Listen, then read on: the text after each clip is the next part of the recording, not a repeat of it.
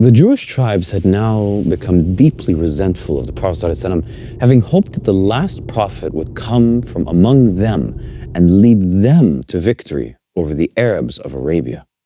But this was not the case. For the first time since Ismail alayhi salam, more than 2,000 years earlier, the Arabs were given a prophet, Muhammad ﷺ, and he would be the greatest prophet of all. So when they heard that the Quraysh had sent an army of about 1,300 soldiers and that the Prophet had only 315 unprepared men, they rejoiced and gloated over what they thought would be his certain defeat, believing this would prove that he was a false prophet after all. But they should have known that the Prophet ﷺ would be victorious. After all, when the large army of the Philistines was defeated along with the mighty Jalut, Dawood alayhi salam had only had about 300 men as well. كم من فئة قليلة غلبت فئة كثيرة بإذن الله والله مع الصابرين. So when the Jewish tribes saw the Muslims return to Medina victorious, they became infuriated. And when the Prophet ﷺ was in the marketplace of Banu Qaynuqa, one of their leaders stood up in front of everyone and shouted, "O Muhammad, don't be fooled by your recent victory. You fought a bunch of nobodies. Had you really been fighting men like us, you would have seen what the result would have been." These were words of aggression, and soon these words would be turned into action. One of the women of the Ansar went to buy gold from the marketplace of Banu Qaynuqa. As she sat down, someone snuck up behind her and pinned her clothing to her chair. And so when she was finished and she stood up quickly, her clothes ripped off, exposing her body. The men of Qaynuqa surrounded her and harassed her as she was left vulnerable. She cried out to the Muslims for help, and a Muslim man drew his sword in her defense and killed the one who had done this. In retaliation, the men of Qaynuqa surrounded him as well and lynched him. The Prophet ﷺ then announced that the treaty between the Muslims and Banu Qaynuqa had been broken. It was clear that Banu Qaynuqa were not interested in upholding the new constitution of Medina. They were not going to unite with the Muslims against external enemies. Rather, they had decided to become an internal enemy to the Muslims instead. The Prophet ﷺ then gathered the Muslims while Banu Qaynuqa fled into their fortresses and barricaded themselves inside. A siege was laid and all supplies to those fortresses were cut off. But after 2 weeks, Banu Qaynuqa finally surrendered and they came out as prisoners. As the Muslims deliberated over what to do with them, Abdullah ibn Ubay ibn Salul approached Prophet Muhammad ﷺ and seized his armor, refusing to let go. This was the man from the tribe of Khazraj who had almost been crowned king. But when the Prophet ﷺ was invited to rule over Medina, Ibn Salul lost that position and became extremely envious of the Prophet ﷺ. Still, Ibn Salul remained loyal to Banu Qaynuqa because during the earlier civil wars, they had been his allies against the other tribes. Now Banu Qaynuqa were asking him to intercede on their behalf. So Ibn Salul placed his hands on the Prophet ﷺ, urging him to be generous with his old allies. The Prophet ﷺ then promised not to kill them, and in the end they were given 3 days to pack their belongings and leave the city. This was a group of people who had effectively committed treason and made themselves a threat to the safety of the city, the most dangerous kind of enemy as they could betray at any time. With a constant risk of armies advancing to attack the Muslims, no chances could be taken. Their expulsion would stand as a warning to all other tribes. But not everyone would heed the warning, for in the middle of the night, a man left Medina and traveled to Mecca, where he formed a secret alliance with the leaders of the Quraysh. At the time, poetry was the main source of media and entertainment for the people of Arabia. It was also the best way to spread news or rumors, and its rhymes and its rhythms made it easy to listen to and memorize. Poetry was like their version of both social media and Hollywood combined, and great poets were treated like celebrities. Every tribe had poets who acted as influencers, boasting of their tribe's honor and status while attacking and slandering rival tribes to bring them down in the ranks. The best of these poets would then be invited to different cities across the peninsula to hold live recitals and events or to compete with other poets in contests of rhyme and verse. Tribal chiefs and the millionaires of Arabia often hired poets to write about them and enhance their political clout. Poets were also used to fan the flames of war and rally soldiers to their cause, and at times entire battles were fought over poetry. But there were also poems of peace and diplomacy aimed at averting war altogether. These were highly effective in preserving clan ties, and tribes near the Roman and Persian empires even used poetry to show their loyalty to the emperors. The Prophet ﷺ likewise employed full-time poets as part of the Muslim state, using them for public relations and diplomacy and to spread Islam. They responded to the slander the Quraysh spread across Arabia, and they announced new laws and policies in Medina, acting as a press office for the government. Then came the Quran, revealed to a man who could neither read nor write, and it instantly stood out in a sea of poetry. Just as there is a difference between casual speech, legal writing, and poetry, the Quran created its own unique category of speech, completely different from anything else. No one has been able to produce anything like it since. The greatest poets of Arabia immediately recognized this. Many of them even ended up converting to Islam. Labid ibn Rabi'a al-Amiri, for example, was one of the poetic superstars of the time, with poems so renowned they were even hung up inside the Kaaba. When he heard the Quran, he converted almost instantly and gave up writing poetry altogether, saying there was no point in poems when Allah had given him something better. The Quran was far beyond his capabilities. Another was Hassan ibn Thabit, the master poet of Medina. He had spent years working as a diplomat in Syria and Iraq, composing poetry for tribes allied with the Romans and the Persians. And when he heard the Quran, he immediately embraced Islam, and the Prophet ﷺ commissioned him as the chief poet of the Muslim state. All of this brings us back to the man who fled into the night and formed a secret alliance with the Quraysh. He too was a skilled and influential poet, but instead of joining the Muslims, he chose to oppose them, having lost much of his power and influence since their arrival in Medina. His name was Ka'b ibn al-Ashraf, and he became one of the most dangerous enemies of Islam. Soon, the Prophet ﷺ would be forced to confront him. Ka'b ibn al-Ashraf was one of the wealthiest men in all of Medina. He was born from an Arab father and a Jewish mother from the tribe of Banu Nadir, so he belonged to both communities equally. But when Allah changed the Qibla from Jerusalem to Mecca, he began to criticize the Muslims, and so Allah quoted him in the Quran, calling him one of the foolish ones among them. سيقول السفهاء من الناس ما ولاهم عن قبلتهم التي كانوا عليها قل لله المشرق والمغرب يهدي من يشاء إلى صراط مستقيم.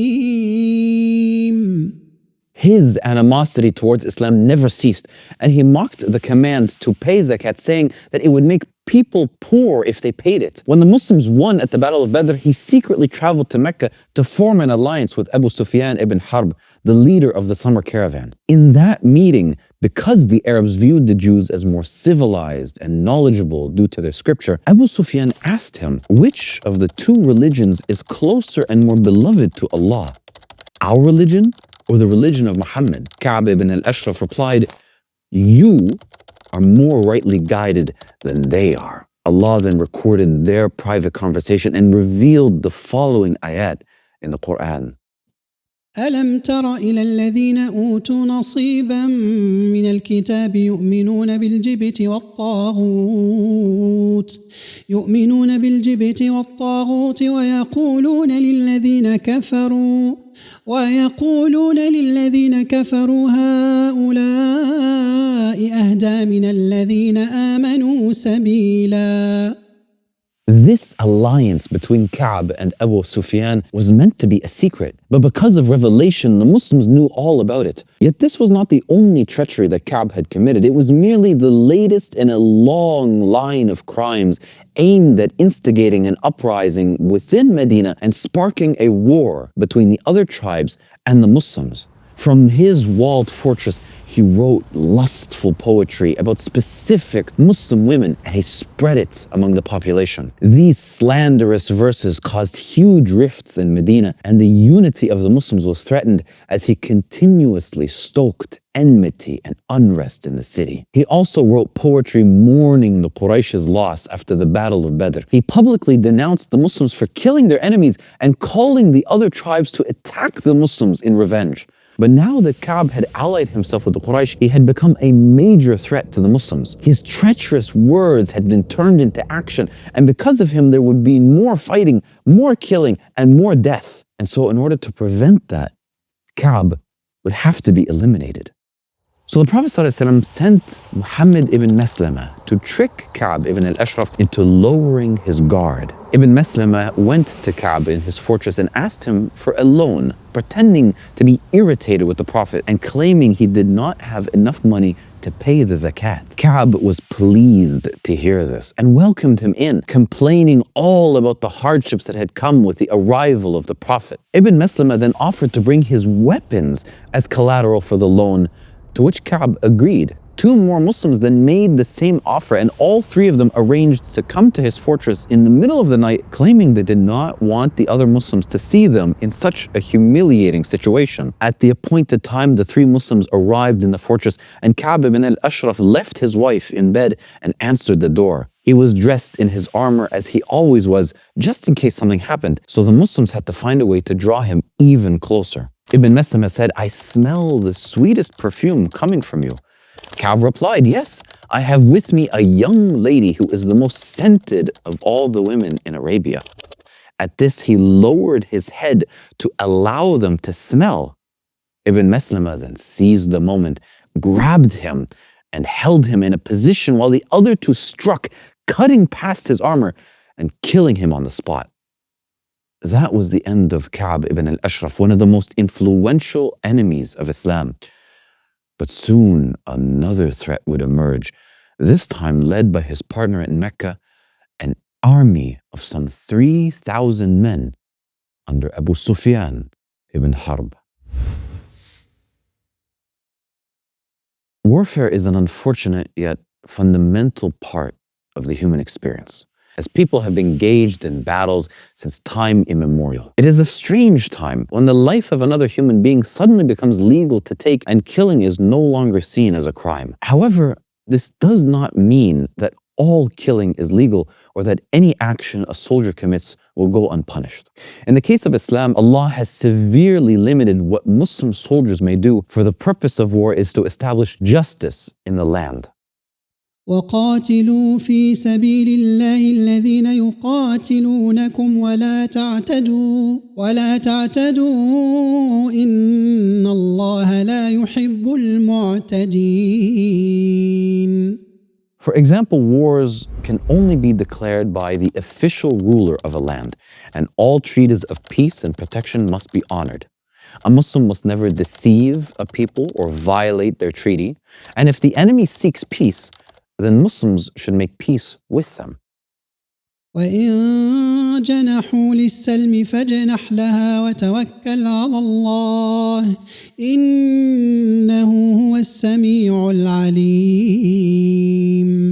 Then there are the people who can be targeted in warfare. Only those who are actively participating in the fight. Women, children, monks, ambassadors, and the elderly are not to be attacked. Anyone who intentionally kills them has committed murder and will be punished for the crime. But what about the people who don't actively participate in the fighting, but rather they finance the wars and they spread propaganda? Are these people considered active combatants? During World War I, the German Nazis fanned the flames of war through heavy use of disinformation and propaganda. Julius Streicher was one of these propagandists, and when he was caught, he was found guilty of crimes against humanity. leading to his execution. He never picked up a weapon to fight, nor did he personally order killings, but his sustained, explicit incitement of the masses was enough to deem him a war criminal. Then there was William Joyce, an English broadcaster who allied himself with the Nazis and produced propaganda against Great Britain. Towards the end of the war, he was caught, convicted, and hanged at the gallows. In his case, it was not just an issue of propaganda, but of treason as well, as he had allied himself with the enemy during a war. Propagandists and financiers are widely considered active members of a military in the eyes of legal systems all around the world. This is not something specific to Islam, but rather an understanding that many historic nations have held. These examples are simply recent evidence. It's important to note that Islam doesn't strictly conform to modern international law or the legal protections of any given country. Rather, it is its own comprehensive system with its own set of laws and legal interpretations. These examples of modern Western legal rulings are only to show that these issues are recognized by many peoples and nations, thus making them universal. Islam agrees with modern international law on many things. But in each of these cases, there was a trial before the execution. So what about the issue of assassination? Are assassinations universally accepted as part of the laws of war? And what does Islam have to say about that? When two enemy armies are lined up for battle, each side intends to massacre the other. These tragic moments are horrific to experience, though they are considered legal in the eyes of the world. Each soldier involved may kill or be killed, and there are no trials or court cases that take place. It doesn't matter if the enemy is killed through close combat with a sword or from long range with a sniper rifle. It doesn't matter if he knows he is prepared for the fight or if he's sitting in his fortress oblivious to the bomb that's planted under his seat. All of these examples comply with modern Western understandings of war, thus making assassinations a legally acceptable form of warfare. This tactic has been used extensively by the West, though often outside a formally declared war. It's important to note that the modern Western countries often do not comply with their own rulings. They create a set of rules by which the rest of the world must comply, while they themselves act with impunity, violating rules of war and skirting the legal system. Under Islamic law, extra precautions are taken, and assassinations can take place only during an active war.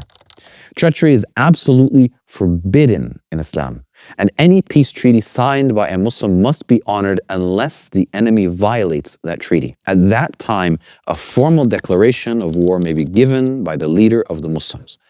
Even then, there are 4 sacred months of the year in which fighting is prohibited. There is absolutely no vigilantism in Islam.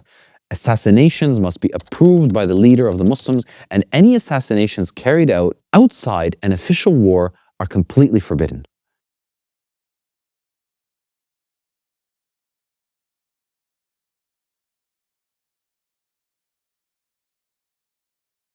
In the case of Ka'b ibn al-Ashraf, he committed treason by allying himself with the Quraysh, an enemy nation during a time of war. His alliance included financing the enemy and spreading propaganda against the Muslims, thus making him a lawful target for assassination. As for the deceit used to lure him into lowering his guard, this is not considered treachery in Islam. Treachery applies only when someone has been given a promise of peace or protection. And Ka'b ibn al-Ashraf was never given this after he had committed his crimes and broken his treaty. Every household in Mecca had been affected by the Battle of Badr, and immediately after the battle, they began plotting their revenge. They had lost their relatives and their leaders, and many of the men were still being held captive in Medina. Their reputation among the Arabs had been tarnished, and their trade route to Syria had been cut off. By now, it was clear that the Muslims were growing stronger each day. So when Abu Sufyan returned to Mecca with his caravan, he began raising another army. He went to every house that had invested in the caravan and told them to return the profits they had made that year. Then he reached out to the other major tribes in the area who all agreed to help him since they also took part in the summer caravan. That's when Allah revealed an ayah in the Quran predicting the coming war. إن الذين كفروا ينفقون أموالهم ليصدوا عن سبيل الله فسينفقونها ثم تكون عليهم حسرة ثم يغلبون والذين كفروا إلى جهنم يحشرون. With the money they gathered and the tribes they allied with, the new Meccan army had the best armor and the best horses, and it consisted of some 3,000 men. They also brought women to sing and cheer for them, encouraging them not to run from the battlefield. 1 year had now passed since the Battle of Badr, and this new army marched through the desert at a blistering speed, twice as fast as any other army. Desperately, Abbas, who had now returned to Mecca, sent a message to the Prophet ﷺ in Medina. The messenger arrived and informed the Prophet ﷺ of what was coming, telling him that the army of Abu Sufyan would arrive in only a few days. He had to think fast. Time was running out. The city of Medina was naturally protected by 2 fields of cooled lava to the east and the west. In the south, there were large date plantations, making it difficult for any army to traverse. This made Medina a well-fortified city, so the Prophet ﷺ suggested that they stay there and fight. But many of the young Muslims had missed the Battle of Badr and now wanted to go out to the battlefield and show their bravery. They argued and they persisted until the Prophet ﷺ realized he had no choice. An army depends on the morale of its soldiers, so he put on his armor and told them to get ready for battle. Together they marched out of the city towards Mount Uhud in the north, and there they could use the geography to constrain the number of soldiers on the battlefield, reducing the advantage the Quraysh had because of their much larger force. They positioned themselves so that the mountain protected them from the rear and the right flank. On their left was a large hill where the Prophet ﷺ stationed 50 archers so that no one could attack from the side. Now only the front was open, forcing the Quraysh to attack from there. But just as the plan had been set in motion, a new enemy appeared on the horizon. This enemy, however, wasn't coming towards them. It was running away. Most books you'll find on Islamic history are extremely bland and boring and often hard to read. And so that's why I've paid special attention to the storytelling in the book that I'm writing called The Entire History of Islam. Islamic history is full of emotional moments, from the glory the Muslims would have felt that day when they conquered Constantinople to the great misery and fear that they felt when the Mongols invaded their lands. These were moments of joy and jubilation, and these were moments of extreme sadness and depression. Heroes that brought victory and justice to the land, and villains that massacred the people and brought destruction to their people. And when we read through these stories, we need to understand the emotions that they were going through as well. We need to understand the fear that Umar ibn al-Khattab had when he was given responsibility over the ummah. No longer did he have the Prophet ﷺ who was receiving direct revelation from Allah. He was on his own with the weight of the world on his hands. And we need to understand the joy and the jubilation that those Muslims would have felt as they finally liberated the city of Jerusalem after 100 years in the hands of the Crusaders. This is what I've been trying to bring the ummah over the last 5 years with my videos on TikTok and YouTube. I've written hundreds of stories about the Muslim ummah, and I will be applying those same storytelling techniques that I've learned over those years to this book, so that when you read this book, you too will feel what your ancestors felt as they were overcoming the most dire of circumstances. So go to my website now and pre-order the book. And if you pre-order the book, will literally write your name into the book, an honor for you, because you were one of the very first people to support this project. Something special for the people only who pre-ordered this book during this Ramadan. Once again, Abdullah ibn Ubay ibn Salul appeared, the man who had almost been crowned king of Medina. He was still an influential figure in the city, and he slowly broke away from the army until eventually he turned his back and started leaving. When the people asked him, where he was going. He told them, why should we risk our lives when he hasn't listened to us?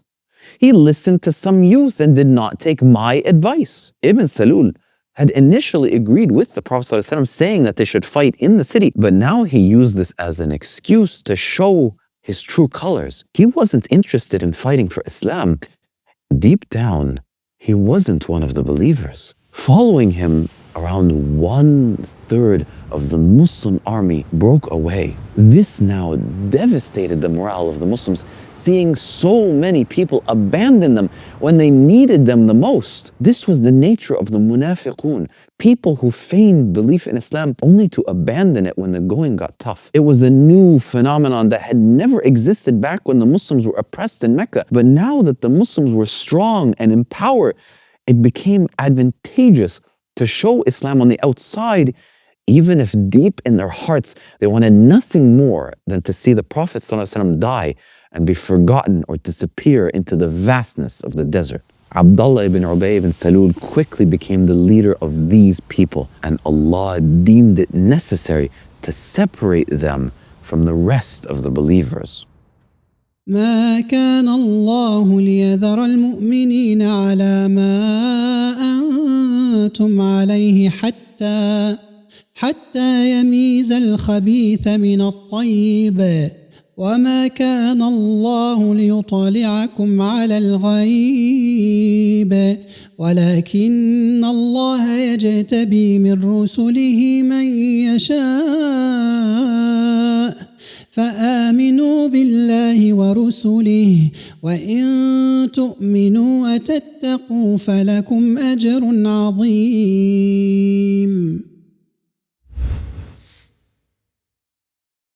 The Meccan army now arrived, exhausted, having traveled all the way from Mecca at top speed with very little rest on the way. The Quraysh then called out to the Ansar, saying that they had come only for the Muhajirun, the Muslims of Mecca, so the Ansar were free to leave at any time and spare their lives. The Ansar responded by insulting the Meccans. They made it clear that their loyalty was with the Prophet ﷺ no matter what. And so the next morning, the battle was set to take place. The Muslims, they straightened their lines and the archers were positioned on the hill to cover their left flank. The Prophet ﷺ then went to the archers and he said, if you see the birds eating our bodies, do not leave your places until I send for you.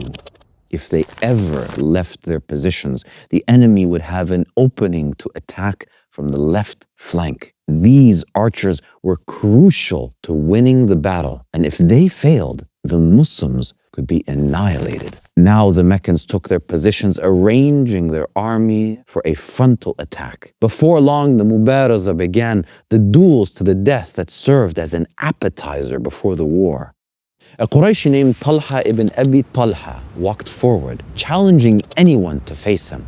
Ali ibn Abi Talib accepted and raced towards him, but as soon as he was in range, Talha swung at him. Ali quickly raised his shield to block the blow, and before Talha could react, Ali struck his leg, cutting it in half. Talha then begged Ali not to kill him, so Ali, feeling pity, sheathed his sword and walked back. Talha's brother Uthman rushed from the crowd to avenge him, but Hamza intercepted him and cut him down as well. Once again, Ali and Hamza won the Mubaraza, raising the morale of the Muslim army. Talha later bled out and died of his wounds. The Muslims then charged the Meccan ranks, strict in their discipline, but fierce in their intent.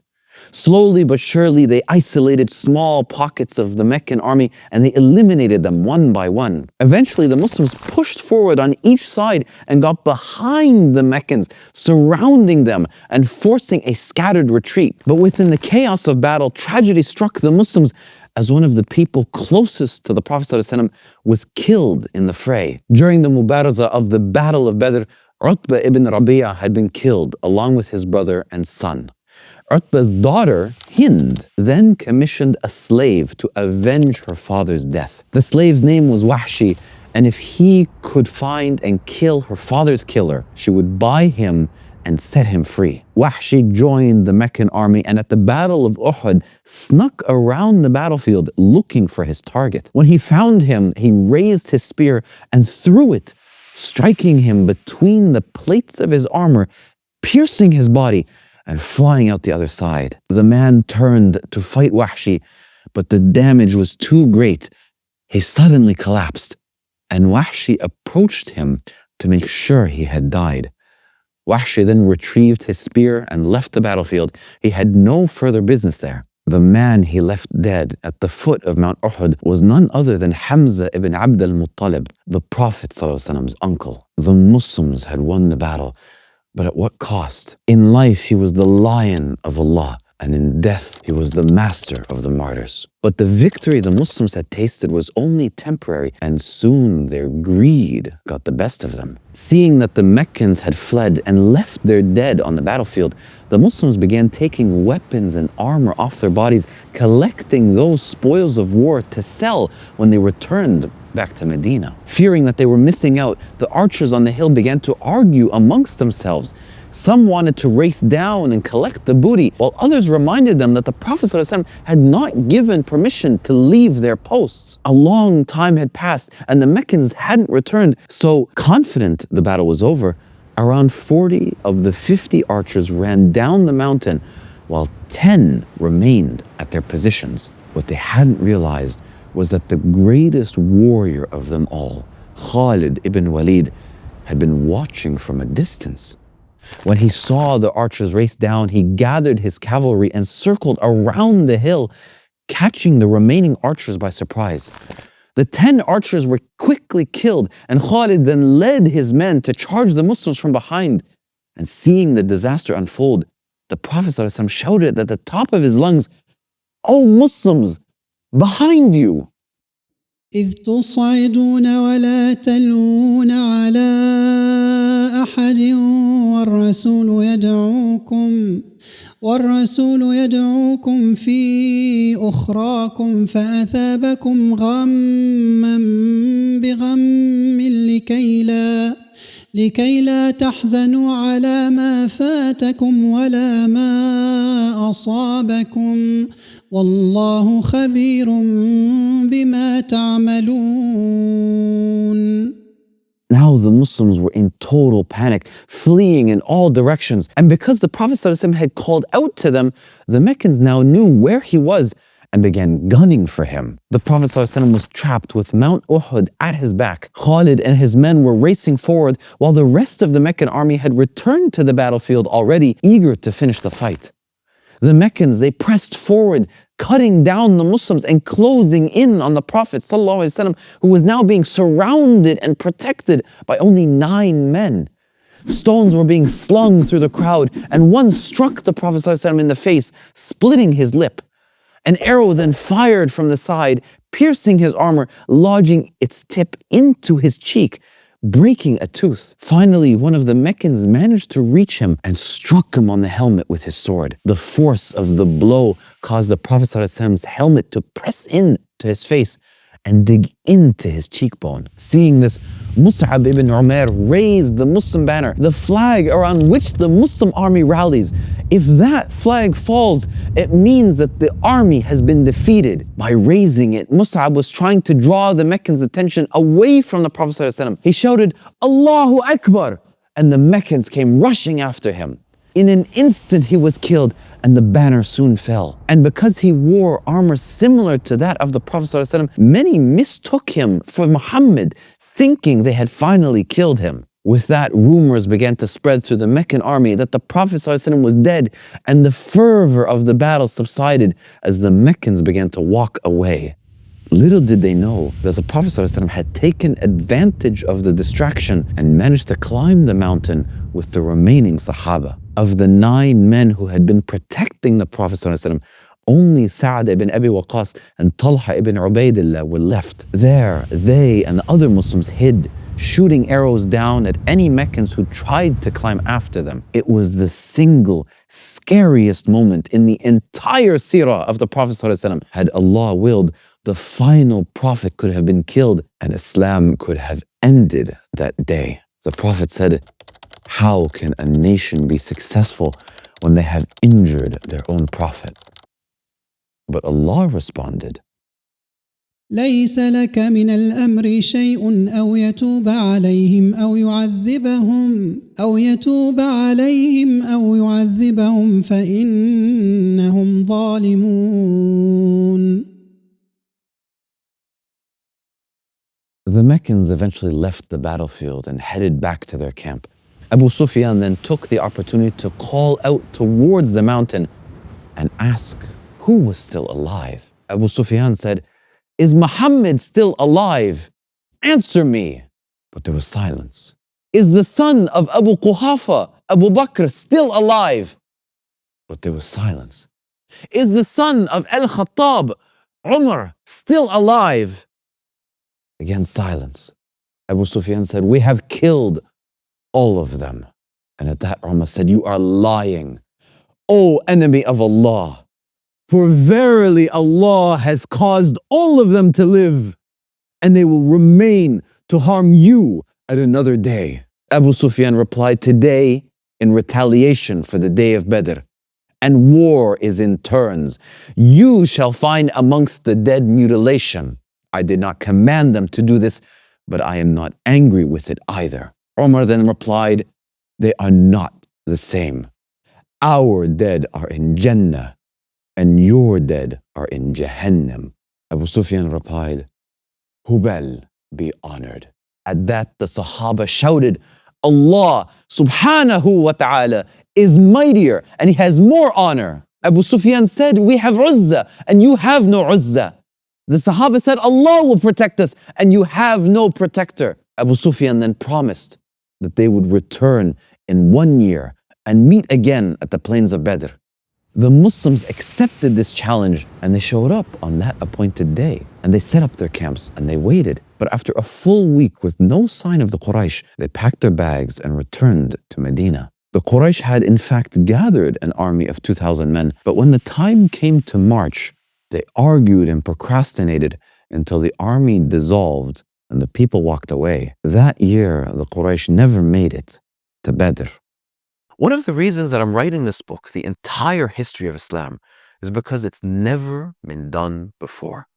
Never has a book covered the entire history of this ummah, from Brazil and the Caribbean in the West to the Muslim kingdoms in China and the Philippines and Vietnam. Never has a book explained what happened to the Sahaba of Isa alayhi salam, or who the people of the ditch were from Surah Al-Buruj, or what happened to the Injil after Isa alayhi salam was taken up by Allah, or how Isa alayhi salam had a Khalifa after he left. These make up only a small fraction of the book that I'm writing, a collection of our entire history, 1,000 pages long. And it's because of how big and how extensive it is, I need to hire historians and scholars to both help me in my research and to correct me when I make mistakes.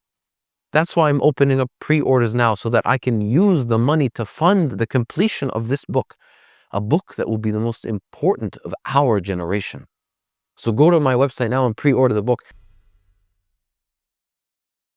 I will literally write your name into the book so that the future generations know and recognize that it was you who was the reason that this book could even exist in the first place. May Allah give your name a legacy that this ummah will never forget. Ameen.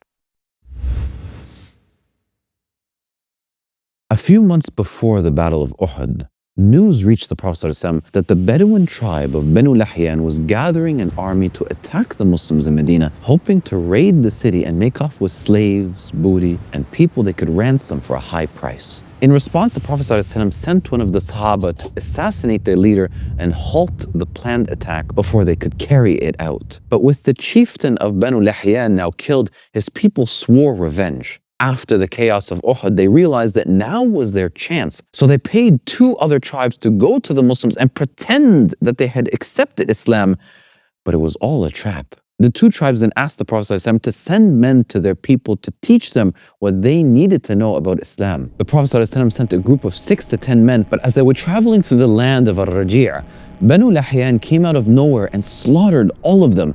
leaving only 2 alive. Both survivors were then taken prisoner until the captives decided to kill one and sell the other. The Muslim who was killed requested that he be allowed to make wudu first and pray. When he finished, they killed him, beginning the sunnah of praying 2 rak'at before facing execution. The other of them was sold to the Quraysh for a high price. The Quraysh spent a day beating and torturing him before finally putting him to the sword. This massacre devastated the people of Medina, but just as rumors of what had happened were beginning to spread, a single man came running towards them out of the desert. And with him came news that an even greater disaster had just taken place. Not long before, the Prophet ﷺ had been visited by Abu Bara Amir ibn Malik, one of the chieftains of the tribes in the vast province of Najd. Now, although he himself did not convert to Islam, he mentioned that his people and the rest of Najd might be interested in the message. He convinced the Prophet ﷺ to send 70 of his best teachers into the Arabian heartland and gave a guarantee of their safety, promising that no one would harm them. Abu Bara was truthful in his intention, but his promise would not be kept, because little did he know that one of his own brother tribes was willing to break their peace treaty and betray him. Amir ibn al-Tufail was another great chieftain of Najd, and he had previously gone to the Prophet ﷺ to negotiate his conversion to Islam. But Amir's condition for accepting Islam was that the Prophet ﷺ appoint him as leader of the Muslims after his death. The Prophet ﷺ rejected this proposal, so Amir rejected the message of Islam. Now, seeing the Muslims arrive in Najd, he wanted to send a message that the Prophet ﷺ had made a mistake. Unaware of this, the Muslims sent an emissary to Amir's tribe, hoping that he would be receptive. Amir then motioned to one of his men, who drew his sword and stabbed the emissary through the back. Seeing the sword suddenly protrude through his chest, the man cried, "I won by the Lord of the Kaaba," before collapsing to the ground, dead. Amir then sent his men after the rest of them to Bi'r Ma'una, where the 70 Muslim teachers were camped. In an instant, Amir and his men charged the camp, and one by one, each of the teachers was slaughtered. With close to 80 men killed between the 2 massacres, it was the single bloodiest day the Muslims had ever faced. And this was following the Battle of Uhud, where the Muslims had lost another 60 to 70 men. When the 70 Muslim teachers were being slaughtered, one of them managed to survive, having been away from the camp at the time. He then rushed back to Medina to let the Prophet ﷺ know what had happened. But as he was making his way through the desert, he came across 2 of Amir's men walking towards him in the opposite direction. Having just survived the massacre carried out by the tribe of these 2 men, he tricked them and managed to kill them, fearing for his own safety. On the bodies of these 2 men, however, he found a letter of protection that the Prophet ﷺ had given them. When he told the Prophet ﷺ of what had happened, the Prophet ordered that blood money be paid to the relatives of those 2 men. This was a huge amount of money to pay, 100 camels for each wrongful death. And since this money would come from the government treasury, all tribes that had signed the Constitution of Medina would have to pay a fair share of it. However, the Jewish tribe of Banu Nadir was not happy about this. Tensions had already been rising between the Muslims and the Jewish tribes. The Jews had rejected the Prophet ﷺ for being from a different lineage, and they had begun to spread rumors and lies and sow hatred against him. One of the Jewish tribes had assaulted a Muslim woman and killed a Muslim man, so that tribe was expelled as a warning to the others. Then Ka'b ibn al-Ashraf from Banu Nadir began slandering Muslim women in his poetry. He traveled all the way to Mecca to meet Abu Sufyan and create a secret alliance, so the Muslims assassinated him, leaving the rest of Banu Nadir unharmed. Now the Prophet ﷺ went to their fortresses with Abu Bakr and Umar to speak with their leaders and discuss the blood money. But realizing that the Prophet ﷺ was in a vulnerable position, some of the leaders suggested dropping a rock from the fortress and ending it all. This was their opportunity to kill him and be rid of the Muslims, so they told him to wait outside while they prepared a feast for him. Jibreel alayhi salam then came to the Prophet ﷺ and told him, "Stand up right now and leave." So he quickly left and didn't return. Allah then later revealed an ayah about this incident. يا أيها الذين آمنوا اذكروا نعمة الله عليكم إذ هم قوم أن يبسطوا إليكم أيديهم فكف أيديهم عنكم واتقوا الله وعلى الله فليتوكل المؤمنون. The Prophet ﷺ then told the Sahaba about what had happened, and he gathered them to march on the fortress of Banu Nadir. He said to them, "You told me to wait outside while you prepare, but you plan to throw a rock on me, to kill me. The only option you have is to leave Medina in 10 days. And if we see any of you after 10 days, the penalty will be death." Banu Nadir realized the severity of the situation, and they began packing their bags. Knowing what they had done, they neither challenged the Prophet ﷺ, nor did they complain. Then Abdullah ibn Ubay ibn Salul, the leader of the Munafiqun, went to visit Banu Nadir. He tried to convince them not to leave, promising to protect and defend them and even fight for them. He even said that if they were forced into exile, he would go into exile with them. But Allah exposed him as a liar. And that is exactly what happened. ألم تر إلى الذين نافقوا يقولون لإخوانهم الذين كفروا من أهل الكتاب لئن أخرجتم لنخرجن معكم ولا نطيع فيكم أحدا أبدا وإن قوتلتم لننصرنكم والله يشهد إنهم لكاذبون. Banu Nadir were encouraged by this, and they decided to remain in their fortress and fight. The Muslims then gathered an army of about 700 and quickly put them under siege. Surprised by the speed of the army and the number of Muslims who had joined, Banu Nadir began to panic, while Ibn Salul, the leader of the Munafiqun, was nowhere to be seen. To put further pressure on Banu Nadir, the Prophet ﷺ ordered some of the date palms in their orchards to be destroyed. He then left the siege to visit Banu Qurayza and confirm that they were still loyal to the constitution of Medina. After this, Banu Nadir gave in and surrendered to the Muslims. The Prophet ﷺ decided not to kill the tribe, but to simply exile them, even allowing them to take all their treasures with them. The only condition he imposed was that they leave their weapons behind. This was a generous concession, as he was not required to allow it. But even with that, Banu Nadir would soon return to Medina, this time as allies of the enemies of the Muslims.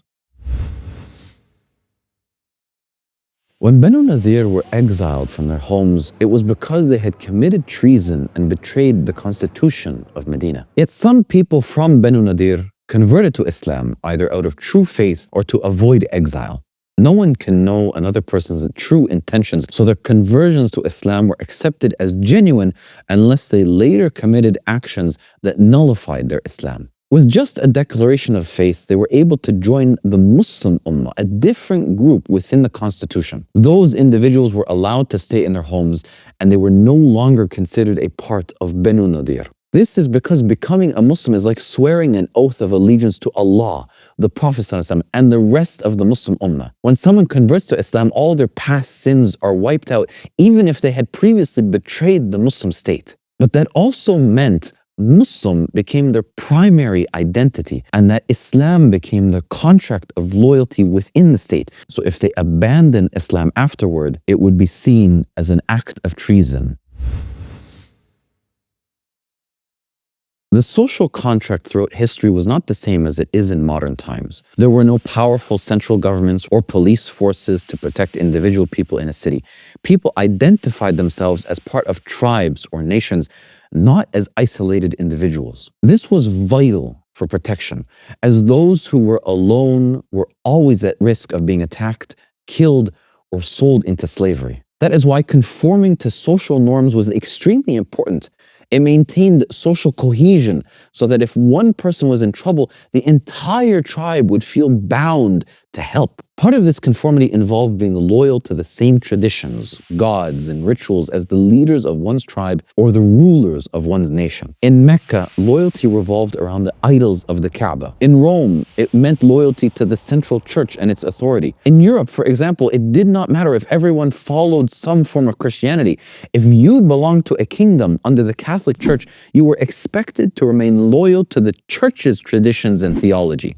Anyone who deviated could be labeled a heretic or a traitor. When Islam came, it transformed those ideas of tribalism and statehood. All Muslims became one ummah under one nation, regardless of the state or kingdom in which they lived. Instead of people being loyal to tribal chieftains or kings and following them in their traditions, both the people and the rulers now shared a contract of loyalty to Allah and to one another. This was the Islamic concept of citizenship. Yet within this framework, there was also room for other religions. The Constitution of Medina exemplified this by including pagans and Jews as part of the city's social contract.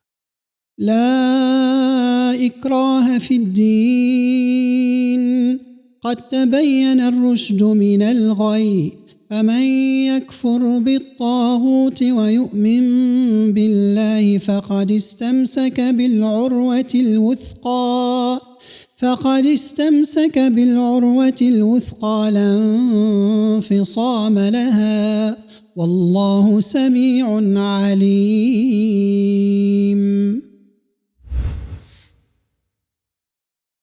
Another year passed and the Muslims continued to block the summer caravan to the north. The Quraysh and all their allied tribes were suffering economically and were desperate to get rid of the Muslims in Medina. One of those allied tribes was Banu al-Mustaliq, who lived near the coast of the Red Sea between Mecca and Medina. They began raising an army to launch a surprise attack against the Muslims. But when one of the Prophet's spies learned of this, he informed the Prophet, and the Muslims quickly moved first and attacked them. The battle was brief and Banu al-Mustaliq were easily defeated. And because they expected little fighting, Abdullah ibn Ubay ibn Salul and many of the munafiqun joined the expedition as well. But this would soon cause problems for the Muslims. As the Muslim army was traveling back, a dispute broke out between the Muhajirun and the Ansar. Abdullah ibn Ubay ibn Salul did all he could to inflame the situation and incite a conflict between the two sides. When the Prophet ﷺ intervened, he stopped the fighting and reconciled the groups, but Ibn Salul returned to his camp and gathered the rest of the munafiqun. There they began ranting, calling the Prophet ﷺ and the Muhajirun dogs. Among them, however, was a young man who was not a munafiq. He quickly went to the Prophet ﷺ and reported everything that Ibn Salul had said. Ibn Salul swore the strongest oaths that he had never uttered those words and insisted he truly believed that Muhammad ﷺ was a prophet. But the very next morning, Allah revealed an entire surah, Al-Munafiqun, dedicated to the hypocrites. In it, he quoted Ibn Salul and exposed him as a liar. إذا جاءك المنافقون قالوا نشهد إنك لرسول الله والله يعلم إنك لرسوله والله يشهد إن المنافقين لكاذبون اتخذوا أيمانهم جنة فصدوا عن سبيل الله إنهم ساء ما كانوا يعملون. Ibn Salul had now been exposed as a munafiq in front of everyone, and many of his followers soon distanced themselves from him and joined the rest of the Muslims in true belief. Having lost his honor, his followers, and his standing among the people, Ibn Salul then produced the worst slander yet uttered up until that point. He attacked the dignity and the honor of one of the wives of the Prophet ﷺ, and by extension, this was a direct slander against the Prophet himself. Aisha had joined the Prophet ﷺ on this campaign. As they were on their way back, the army camped to rest, and Aisha went away to relieve herself. Suddenly, she realized that her necklace had fallen somewhere. While she was searching for it, the order was given for the army to march. Eventually, she found her necklace and returned to the camp, but the army had already moved on without her, not realizing she had been left behind. So she stayed where she was, hoping the people would notice her absence and come back. After some time, though, she fell asleep. When she woke up, she heard a man say, "La hawla wa la quwwata illa billah." There is no power and no strength except with Allah. A dua used when facing difficulty and a reminder that help and assistance come only from Allah.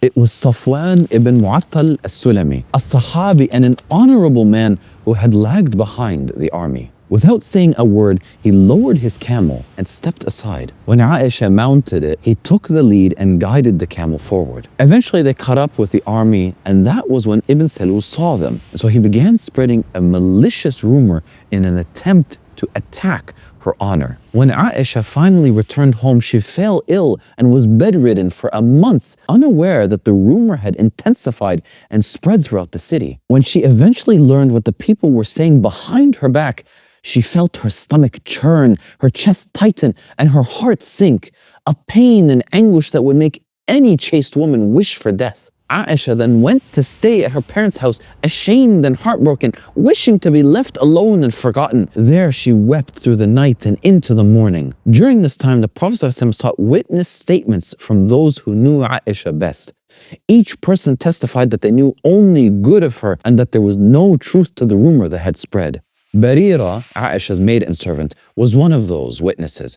She said, "Wallahi, Ya Rasulullah, I have not seen anything from her except," and she paused, "except sometimes she is supposed to knead the dough, but she falls asleep and the goat comes and eats the dough while she's asleep." So the Prophet ﷺ went to Aisha and offered her gentle advice. "I've heard such and such about you. So if you are innocent, then Allah will clear you of this charge. If you have slipped into sin, then seek Allah's forgiveness and repent to Him. For indeed, when a servant sins and repents, Allah forgives the sin." When she heard this, her tears stopped and she became furious. How could the Prophet ﷺ even entertain the possibility? And neither her mother nor her father, Abu Bakr as-Siddiq, the man closest to the Prophet ﷺ, would speak up for her? Aisha then said, "I can only say to you what Abu Yusuf said. Patience is the most fitting, and Allah is the one sought for help against that which you describe." And that's when Allah answered her dua, revealing the first half of Surah An-Nur, which was dedicated to defending her chastity.